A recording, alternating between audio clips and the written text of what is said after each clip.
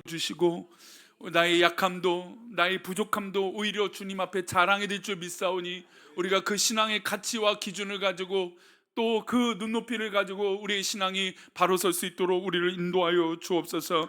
주께서 오늘도 금요기도로 모인 기도 제목 하나하나마다 하나님 간섭하여 주시고 성령의 충만한 시간 되도록 우리를 붙들어 주옵소서. 이 시간 감사의 예물과 또 1,000번대로 드려진 예물을 기뻐 받아 주옵소서.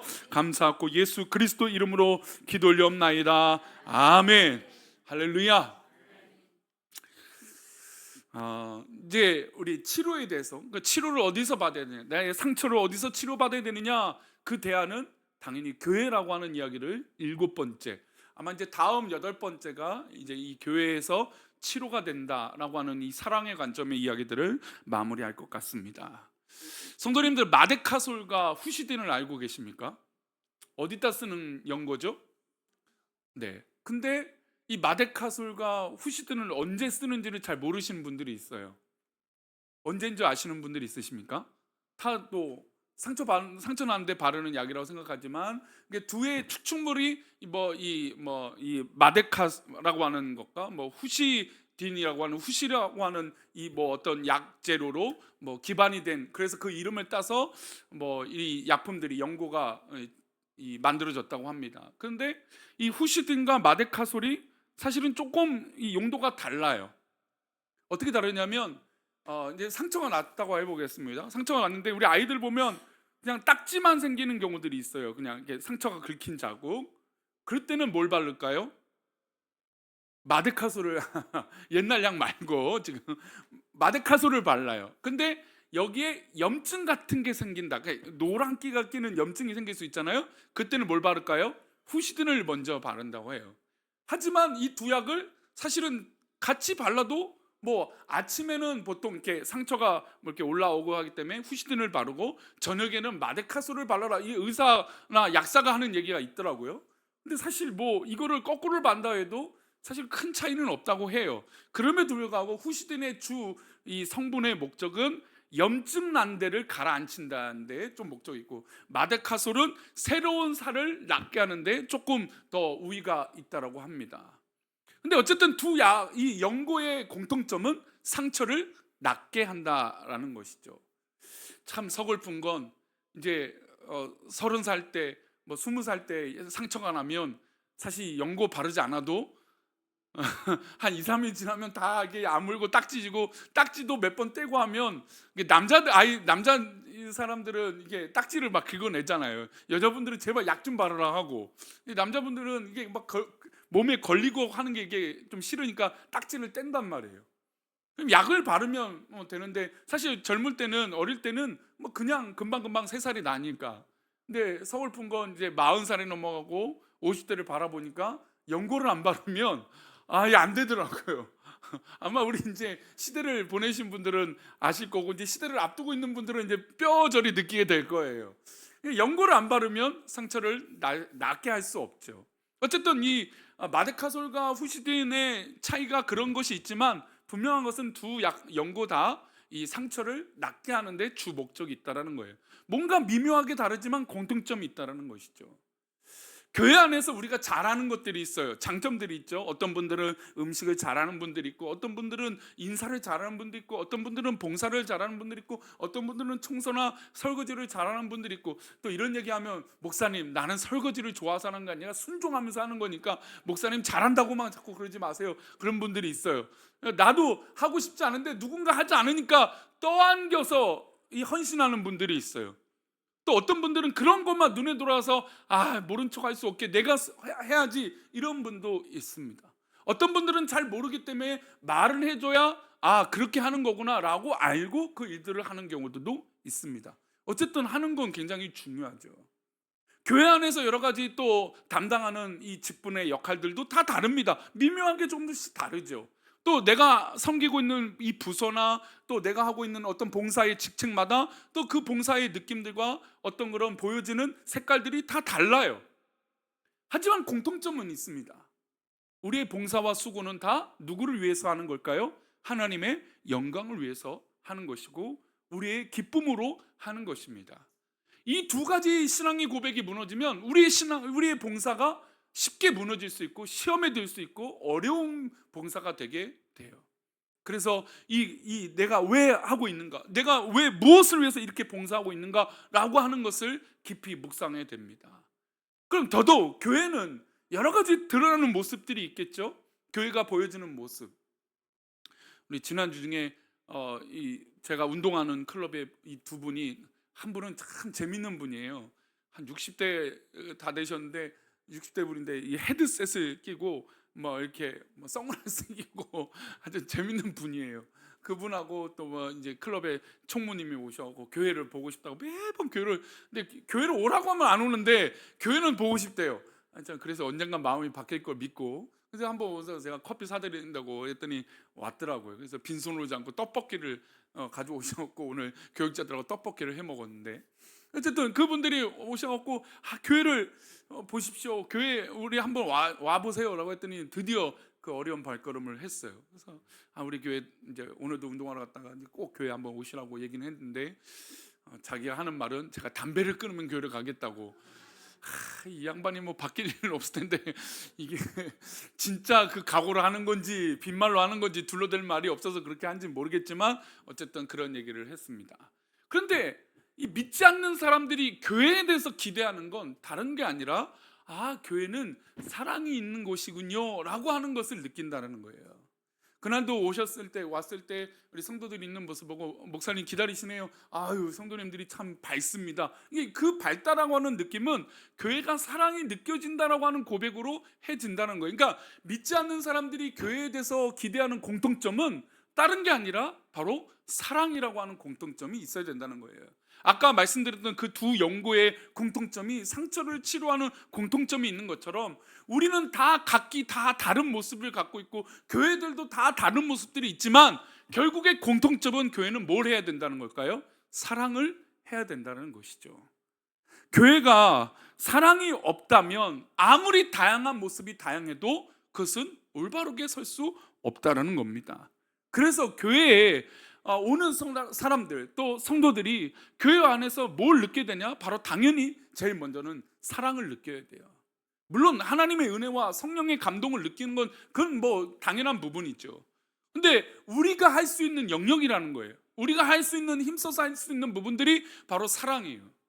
근데 이게 사랑이라고 하는 게 뭐 추상적인 단어잖아요. 뭐 사랑은 행동이다, 뭐 실제다라고 하지만 근데 사랑이라고 하는 건 표현할 때 사랑이 뭡니까? 장로님, 사랑이 뭐예요? 이렇게 말하면 사랑은 뭐라고 말하기가 좀 모르겠어요. 사랑은 그래서 표현들을 하셔야 돼요. 그러니까 우리 한국 사람들이 정은 많은데 이 정을 사랑으로 표현하는 게 다양하지 못해요. 그냥 뭐 그래서 음식이 있다면 음식을 주는 걸로 사랑을 표현하고, 아니면 뭐 다양한 모습으로 내가 갖고 있는 것으로 사랑을 표현하고 하지만 내 진심을 담아서 사랑한다라는 것을 잘 못해요. 어떤 분들은 사랑한다고 말하는데 성을 내시는 분들이 있어요. 화를 내면 내 맘 알지? 하면서 화를 내요. 내 맘 아는 것과 화를 내는 건 다른 문제인데 그걸 표현할 줄 모르니까. 그리고 남자분들은 오다 주웠다 하면서 이렇게 막 주워 갖고 와요. 사 갖고 왔는데, 물론 우리 교회 남자분들이 얼마나 그런 로맨스가 있는지 모르겠지만, 근데 사랑의 표현들을 잘 못해요. 그러니까 할 줄 모른단 말이에요. 당연히 교회에서도 그러겠죠. 우리가 서로 사랑해야 된다는 건 당연한 명제인데 사랑을 어떻게 해야 되느냐? 무조건 받아들여야 되는가? 무조건 이해해 주는 게 사랑인가? 뭐 무조건 잘해 주는 게 사랑인가? 그건 아닐 거란 말이죠. 그래서 진정한 사랑이 어떤 모습으로 비춰져야 될까라고 하는 고민을 좀 해봤으면 좋겠습니다. 우리 그런 의미로 오늘 말씀 한번 읽어볼까요? 34절 말씀입니다. 함께 읽겠습니다. 새 계명을 내가 너희를 사랑한 것 같이 너희도 서로 사랑하라. 현대사회 이제 돌아온 주일날 왜 이렇게 현대사회 사람들은 화가 많은가, 이제 그 부분을 이야기를 나누려고 해요. 요즘 참 사람들이 화가 많죠. 뭐 지금 최근에 뉴스 가운데 밀양 사건, 우리 보니까 우리 밀양 고향 있는 자매가 있네요. 지금 크게 웃는 사람이에요. 근데 지금 사건이 왜 이렇게 자꾸 이슈가 되냐면 이 중학생의 어떤 이 남자아이들이 40명이나 넘는 아이들이 숫자가 연루가 돼 있는 거예요. 뭐 주동자가 있고 뭐 연결되는 아이들이 있고 막 그러겠죠. 근데 처벌이 중학생이다 보니까 제대로 받지 않았겠죠. 1년여 시간 동안 이 죄가 이루어졌는데도 불구하고 경찰도 제대로, 그러니까 아마 경찰들은 이 중학생 어차피 처벌도 안 되니까 뭐 그렇게 넘어갔을 수도 있을 거예요. 이건 뭐 그냥 이해한다는 게 아니라, 그러니 근데 그걸 지켜보는 사람들, 당사자 입장에서는 이거는 뭐 도무지 화가, 뭐 상처가 이루 말할 수 없겠죠. 근데 지금 왜 다시 이슈가 되냐면, 이렇게 어릴 때 사고 쳤던 이들이 지금 너무 떵떵거리면 잘 사고 있는 게 너무 화가 난다. 자, 죄책감도 갖지 않고 그냥 그렇게 산다는 게 화가 난다 해서 어떤 사람들이 영상으로 신상을 공개한 거예요. 이제 이게 2차 가해다, 사적 제재다, 이게 지금 논란이 일어나면서 이제 한 며칠 동안 뉴스에 계속 오르락내리락 하고 있는 것 같습니다. 근데 이런 상처를 받은 그 이제 사건 당사자, 피해자의 입장을 본다면 어떻게 이 사람을 사랑으로 교회가 품어주고 또 이해할 수 있는가? 또 반대로 그렇게 죄를 저지른 그 지금의 이제 기성세대가 되어가고 있는 이 30대 이 사람들을 어떻게 교회가 품어줄 수 있을까? 쉽지 않은 문제잖아요. 요즘같이 화가 많고 그러니까 막 사람들이 환호해요. 그런 사적 제재를 하니까 야, 공권력이 하지 못하는 걸 이 일반인들이 이렇게 하고 있다라고 해서 환호성해요. 그러면서 말로는 피해자를, 그러니까 그런 사고를 당한 사람이 이 합의가 됐다라고 했는데 또 당사자는 합의한 적이 없다 막 이러니까 이게 과연 어떻게 된 거냐, 막 또 다른 논란이 일어나고. 근데 그런 모습 보면서 참 안타까움이 느껴지고, 한국 사회의 이런 안타까움, 또 그러면서 제3자는 우리들이잖아요. 근데 우리들은 막 환호를 하는 거예요. 내심, 야, 공권력이 또 국가가 하지 못하는 걸 저런 사람들이 저렇게 대신 화를 내주는구나, 막 그런 이야기들을 하는 거죠. 그 교회 안에서도 이런 불편함과 어려움들이 분명히 있을 거예요. 왜냐하면 우리가 늘 좋은 관계일 수는 없잖아요. 매일 같이 좋은 사람들 어느 날 또 말 한마디에 빈정상하네, 왜 나한테 꼭 그렇게 말하지, 이런 게 꽂히면 그게 오늘은 요만큼이다가 다음 날은 막 이만큼 되고 한 달 지나면 뭐 이만큼 커진 말이 돼요. 그래서 평소와 같은 말인데도 불구하고 내 마음속에 은연중에, 무의식 중에 목소리가 훨씬 커지고 기분 나쁜 말투가 나도 모르게 나온다는 거예요. 그러면서 물으면서 나 화 괜찮아, 화 안 났어 라고 하지만 상대방은 이미 상처받을 수 있는 일들이 수도 없이 많다라는 거예요. 근데 이런 어려운 시대에 과연 어떻게 이 말씀을 지키냐고 이거예요. 새 계명을 얘기하세요. 그러면 뭐가 있다라는 걸까요? 새 계명이 있다면 옛 계명이 있겠죠. 옛 계명은 무엇입니까? 십계명이죠. 뭐 대표적으로 십계명과 이 모세의 율법이잖아요. 근데 그 율법을 잘 지키는 것이 좋은 것입니다. 당연하겠죠. 말씀을 지키는 것. 옛 계명인 이 구약의 말씀들을 지키지 않는 것이 아무것도 아니다, 이렇게 말하면 안 됩니다. 당연히 그것들을 우리는 힘써 지켜야 됩니다. 문제는 그것이 목적이 되니까 문제였던 것이죠. 바리새인들과 서기관들은 그것을 목적을 삼아 지켰습니다. 그래서 나는 이것들을 잘 지켜, 하지만 당신들은 안 지켜, 못 지켜 하면서 선을 긋는 것이죠. 그리고 자기 우월감에 빠지는 거예요. 그러니까 교회 안에서도 그런 경우들이 있어요. 내가 신앙생활하면서 나는 기도 생활도 잘해, 나는 뭐 어떤 생활도 잘해, 난 봉사도 잘해 하면서 스스로 우월감에 빠지기 시작합니다. 그러면 나보다 못한 사람은 어떻게 하게 되냐면 조금씩 정죄해요. 저것도 못하고 이것도 못하고 이것도 할 줄 모르고 이렇게도 안 되네, 이런 마음이 우리 가운데, 딱딱한 마음 가운데 일어서게 된단 말이죠. 그게 이제 문제점이 바로 그 옛 계명이었어요. 그 대표적인 인물이 예수님 당시에 바리새인들과 서기관들이었죠. 옛 계명은 잘 지켰습니다. 그래 칭찬받을 것이죠. 그런데 그것을 다른 사람들에게 보여줄 필요도 없고 하나님 앞에 중심을 가지고 자기 스스로만 겸비하면 되는 거였어요. 그런데 이들은 자기가 지키고 있다라고 하는 그 우월감에 빠져서 다른 사람들을 정죄하고 다른 사람들을 심판했다라는 거예요. 그게 바로 옛 계명이에요. 예수님 말하는 옛 계명이 잘못되고 나쁜 계명이 아니라 이 바리새인들과 서기관들이 잘못 지켰던 그런 옛 계명이라고 말하는 것이죠.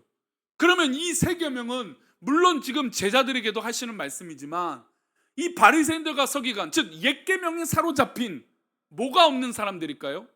이 옛 계명에 사로잡힌 사람들은 바로 사랑이 없는 사람이라는 거예요. 사랑이 없는 사람들, 물론 잘하고 있어요. 그러니까 우리가 교회 안에서 봉사하고 수고하는 것이 있는데 그 수고와 봉사 안에 뭐가 없으면 문제가 발생하기 시작하는 거예요. 사랑이 없으면 문제가 발생하기 시작하는 거예요. 그래서 교회가 가장 어려운 부분이 이거예요. 왜냐하면 우리 이제 장로님들도 계시지만 당회를 저는 매주 합니다. 얘기들을 계속 나눠요. 왜냐하면 저도 즉흥적일 때도 많고 좋은 거 하면 팍 이렇게 할 때가 있어요. 근데 그거를 브레이크를 걸기 위해서 장로님들과 매주 얘기하고 문서를 만들어냅니다. 그래도 빠질 때가 있어요. 그래서 가끔 제가 많지는 않지만 몇 달에 한 번씩 장로님 죄송합니다. 제가 갑자기 은혜를 받고 이렇게 했으면 좋겠습니다. 이런 거 이제 고기 파티가 그랬죠. 그렇죠. 기억이 안 나시나요?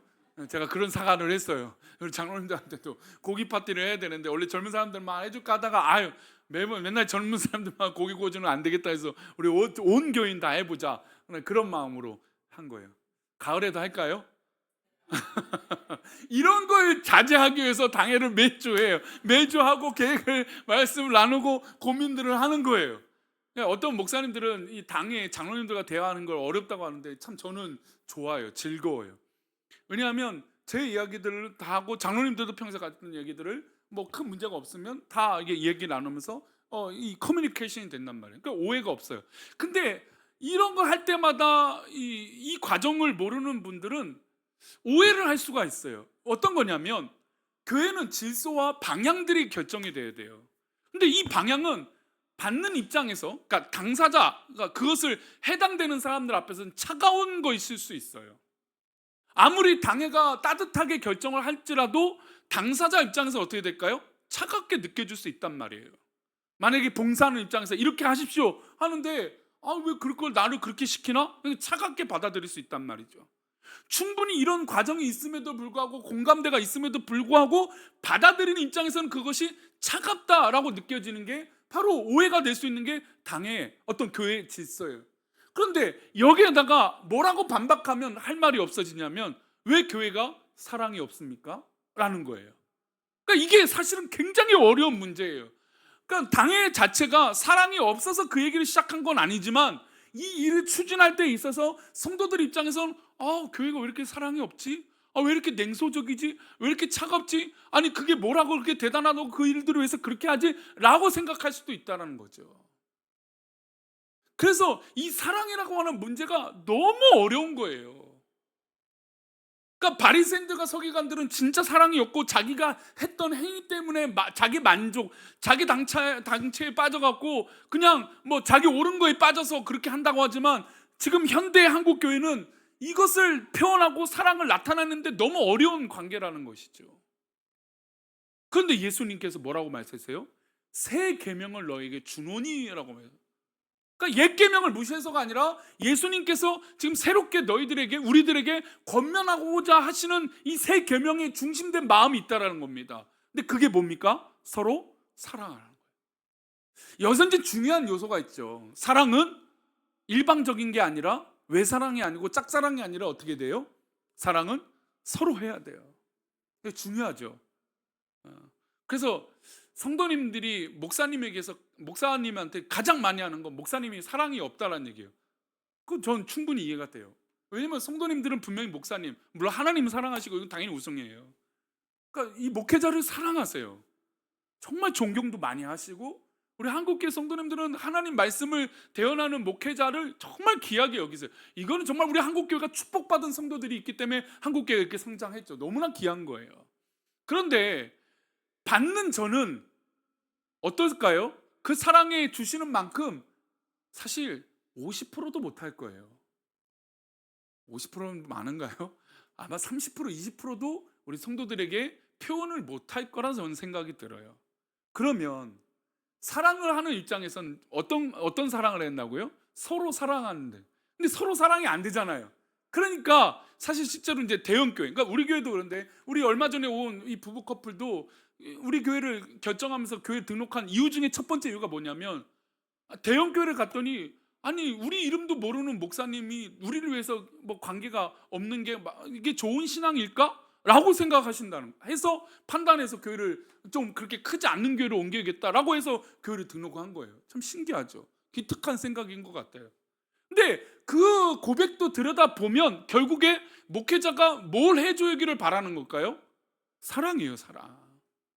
큰 교회는 이름도 모르니까 그러니 사랑을 받는다는 게 쉽지가 않고 그래도 좀 적은 교회는 그 사랑이 나눠질 수 있을 것 같아서 목회자에게도 그런 기대를 한다는 거예요. 그러니까 참 기특한 고백이지만 막중한 책임이 저에게도 또 느껴져요. 아, 목사는 결국 사랑을 해야 되는구나. 근데 이게 쉽지가 않단 말이에요. 게다가 이 말씀은 뭐라고 말씀하시냐면 서로 사랑하라. 내가 너희를 사랑한 것 같이라는 거예요. 내가 너희를 사랑한 것 같이. 그러니까 예수님이 우리를 사랑한 것 같이. 그럼 어떤 사랑인가요? 십자가로 지신 사랑이에요. 아, 이게 그러면 과연 감당이나 되는 건가요? 할 수나 있는 사랑일까요?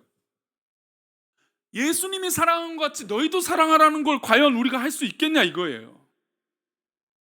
요즘 이제 아주 젊은 세대들이 지금 사실 이 서로라고 하는 문제에 어려움에 빠졌어요. 남자의 역할이 있고 여자의 역할이 있는데 남자는 여성을 비하하고 여성은 남자를 비하하는 일들이 너무 다반사하게 일어나고 있어요. 그래서 결혼을 기피하는 이유는 이런 서로에 대한 이 이해를 하지 않기 때문에 결혼을 거부하고 포기하는 경우들이 굉장히 많아지고 있죠. 자녀를 낳는 것도 마찬가지예요. 자녀를 키우는 것도 굉장히 자기 헌신이 필요해요. 아빠, 엄마의 헌신이 필요해요. 근데 그런 걸 하고 싶지 않다. 우리가 행복하게 살자. 아주 말은 어떻게 잘 만드는지 몰라요. 딩크족이래요. 아주 하나님 기뻐하시지 않는 거죠. 그러니까 사랑이라고 하는 건 서로라고 하는 것. 내가 부모님의 사랑을 받고 내가 자녀들에게 사랑을 내려주고 또 남편의 사랑을 받고 아내의 사랑을 받는 것, 이 아름다운 사랑이 계속해서 서로에게 끼쳐져야 되는 거예요. 그리고 예수님 말씀하신 것처럼 내가 너희를 사랑한 것 같이라는 거예요. 그러면 여러분 이거 할 수 있습니까 없습니까? 예수님이 사랑한 것 같이 우리 성도님은 사랑할 수 있어요? 못하죠. 그럼 여기서 고민이에요. 그럼 못하니까 사랑을 포기해야 될까요? 사랑하지 말까요? 못하는 건가? 목사가 성도들을 사랑하지 못하는 모습이 단 20%도 안 되니까 사랑하지 말아야 될까요? 그 얘기가 아니시죠, 예수님은. 우리가 사랑하는 건 분명히 어려운 거예요. 예수님이 우리를 사랑한 것 같이 십자가를 지신 것 같이 희생하신 것 같이 사랑한다는 건 어떻게 보면 불가능한 것일 거예요. 그러나 왜 예수님은 이렇게 가치를 들고 사랑하라고 얘기하냐면 이 사랑을 할 때 회복이 일어나기 때문이에요. 완벽하진 않지만 사랑이라는 건 노력할 때 가정이 꽃이 피기 시작한다는 거예요. 사랑이라는 걸 노력할 때 부부관계가 좋아진다는 거죠. 여러분 부부관계를 보십시오. 사랑이라는 거 얘기할 때 여러분 사랑을 표현하지 않으면 모르는 것처럼 부부관계에서도 알아가고 타협하고 또 이해해주고 서로 사랑한다고 시작할 때 그 부부관계는 좋아질 수밖에 없어요. 근데 그런 노력조차 안 하면 안 되죠. 그러니까 예수님께서 지금 사랑하라라고 말씀하시는 건 너희가 사랑을 못하니까 사랑하지 말아라가 아니라 감히 이 어려운 사랑을 해보기 시작하면 너무나 놀라운 일들이 있다는 것이죠. 그래서 사랑을 해보라는 겁니다. 우리가 좀 외면했던 성도들을 사랑해 보라는 거예요. 차마 내가 몰랐던 내 솔직한 감정에 사랑의 마음으로 녹여서 서로의 마음으로 그 마음을 열어야 된다는 거예요. 왜냐하면 내가 상처받고 어려움이 있으면 내 마음이 차가워질 수밖에 없어요. 그러니 하나님의 사랑으로 내 마음이 녹여지고 그 사랑을 흘려보내기 시작하면 어느샌가 내 딱딱하고 얼어있던 마음들이 다 녹아지게 될 줄 믿습니다. 그게 어디서부터예요? 사랑이라고 하는 것부터 시작된다는 거예요. 그래서 내 상처는 내가 사랑이라고 하는 걸 시작할 때 가능한 거예요. 보세요. 이 사랑을 하면 어떻게 되는가? 우리 35절 말씀은 이렇게 말하고 있습니다. 함께 읽겠습니다. 너희가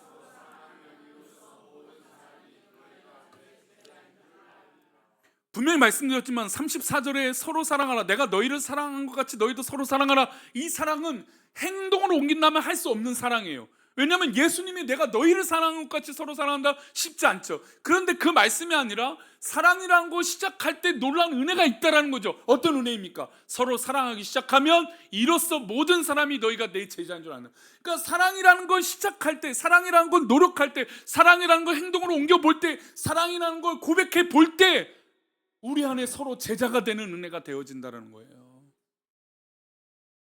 예수님의 제자가 되는 놀라운 은혜가 우리 가운데 시작되어진다는 거예요. 뭐가 시작될 때요? 사랑이라는 것이 시작될 때. 그래서 내 마음을 두들기며 자기를 향해서 고백을 해야 돼요. 혹시나 사랑하지 못하도록 내 마음이 완악하거나 상처가 있거나 딱딱하게 굳어 있거나 아니면 얼어 있구나, 그런 마음이 있거든. 내 가슴을 치고 하나님 내 마음을 녹여달라고 기도해야 돼요. 그리고 사랑하지 못하게 하는 내 감정들을 다 녹여주셔서 사랑할 수 있도록 내 고백을 바꿔달라고 고백해야 돼요. 우리가 가끔 그러면 목소리만 들어도 짜증나는 경우들이 있어요. 상처를 받으면. 그리고 막 어떤 제스처만 나와도 막 불편한 경우들이 있어요. 그러니까 마음이 아프기 시작하기 때문이에요.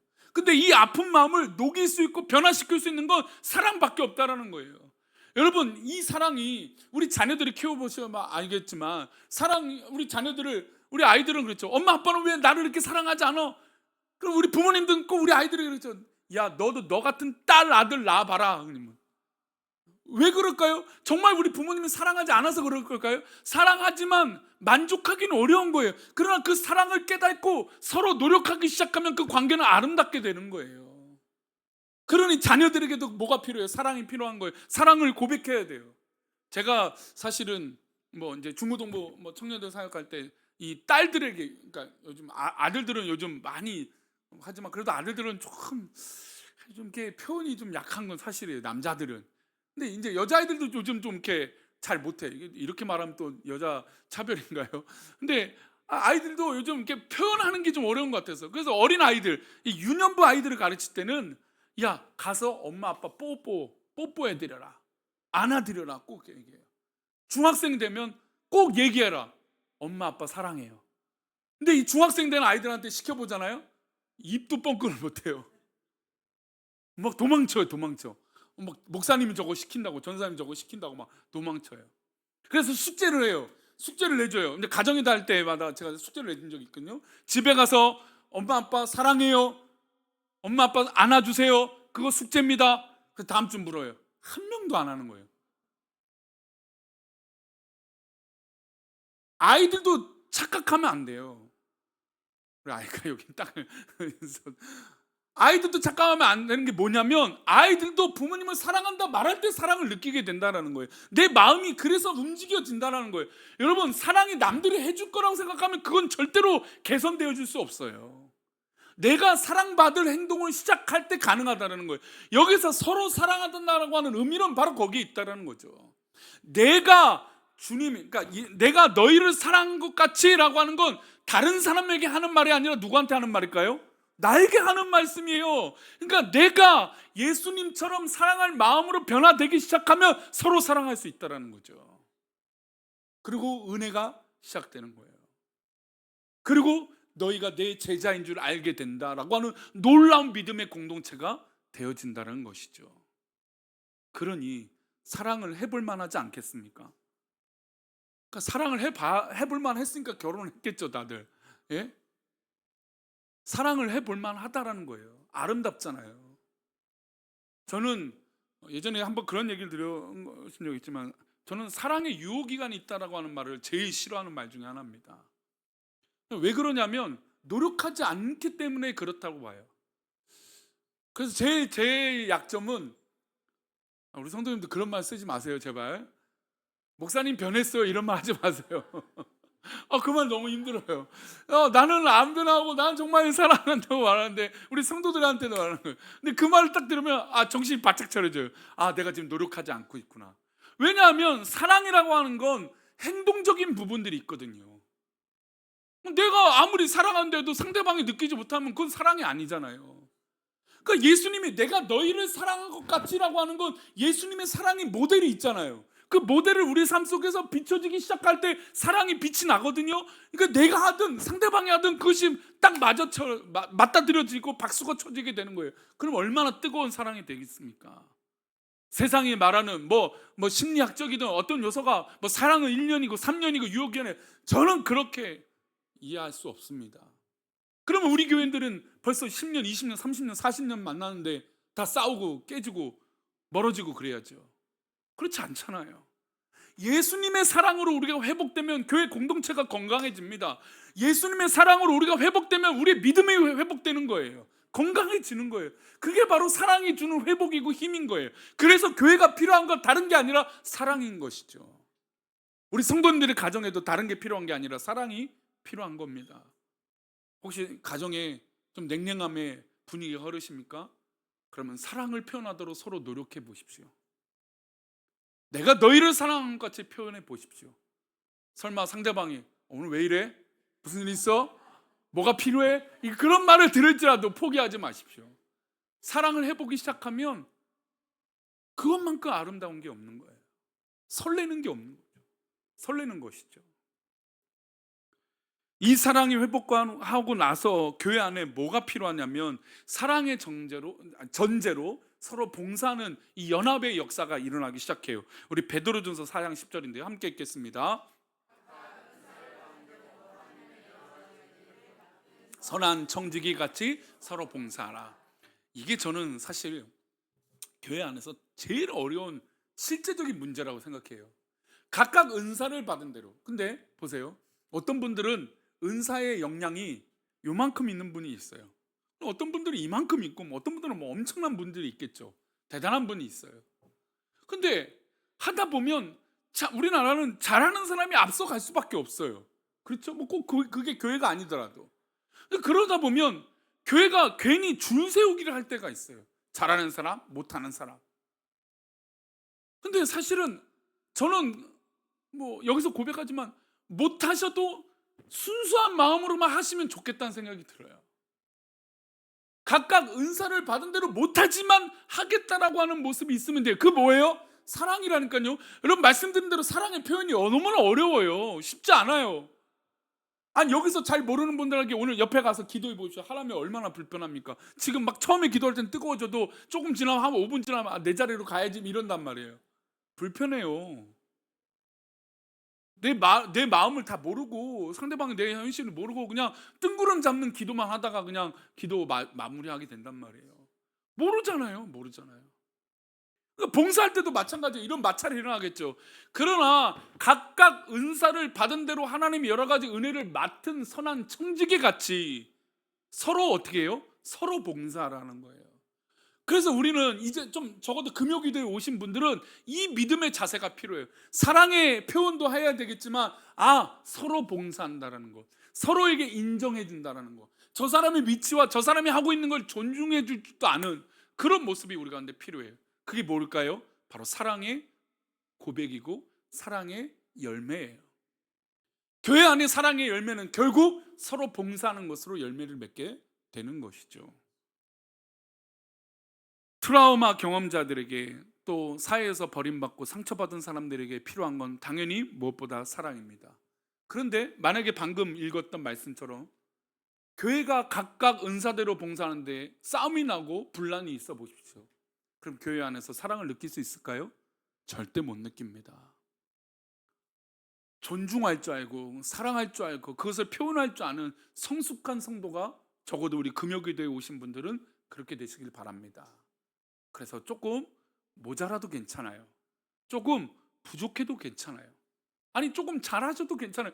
훨씬 잘하셔도 좋습니다. 그러나 나만 잘해서는 안 되는 거고 나만 안 하겠다, 그러니까 못 하겠다 이런 것도 안 되는 거예요.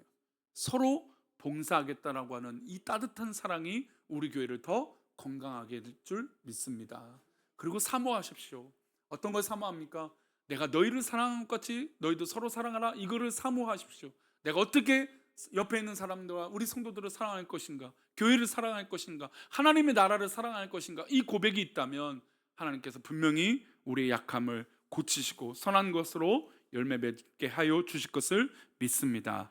우리 아까 찬양했던 나의 약함은 나의 자랑이요, 그 다음에 내 마음이 낙심될 때 우리 이어서 찬양하면서 이 찬양의 가사들을요 좀 이렇게 따뜻하게 한번 내 마음을 녹여보시죠.